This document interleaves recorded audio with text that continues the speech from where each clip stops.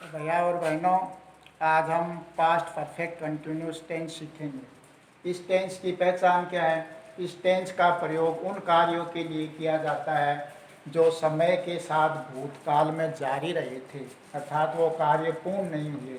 इन वाक्य के अंत में समय के साथ रहा था, रही थी, रहे थे आदि आते हैं। समय के लिए आपको सिंस फॉर आल का प्रयोग करना है, और सिंस फॉर आल का किस तरह से करना है यह आपको प्रेजेंट परफेक्ट कंटिन्यूस में बताया गया है।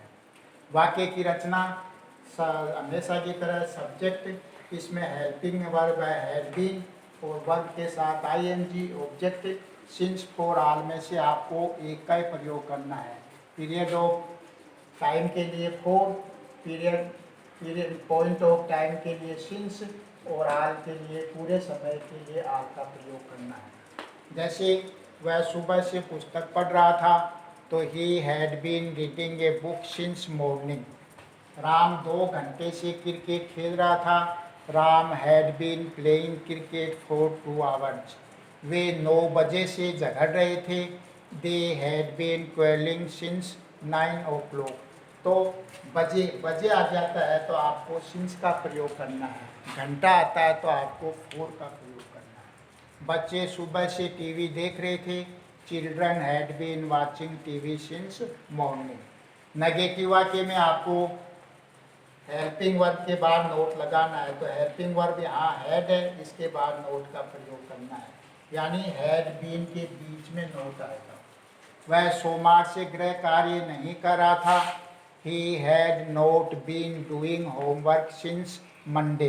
तो आपको बार का कोई भी आता है, संडे, मंडे या मंथ आता है, तो पहले अक्षर आपको कैपिटल लिखना है, ठीक है। वे 2 बजे से नहीं सो रहे थे।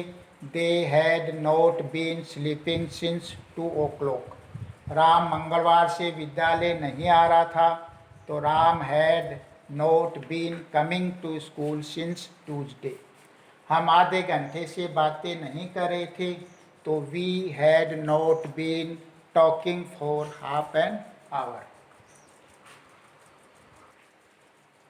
अब इसी टेंस के इंट्रोगेटिव सेंटेंस।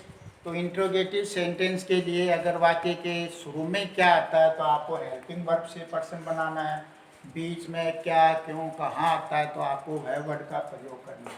दोनों की रचना इस प्रकार है। शुरू में क्या आता है तो आपको हैड से शुरू करना है, और वह वर्ड से आता है तो आपको वह वर्ड शुरू में लगाना। वाक्य की आगे की रचना सेम रहती है।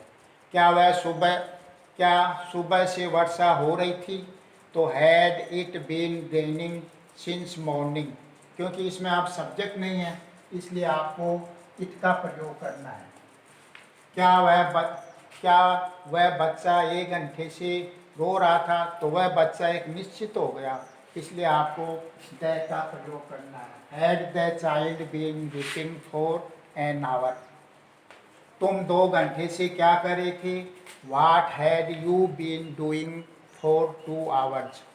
वे आधे घंटे से क्यों झगड़ रहे थे? Why had they been quarreling for half an hour?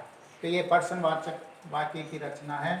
अब आपको होमवर्क जो है सकारात्मक, नकारात्मक, पर्सनवाचक वाक्य की सभी के 4 वाक्य बनाने हैं।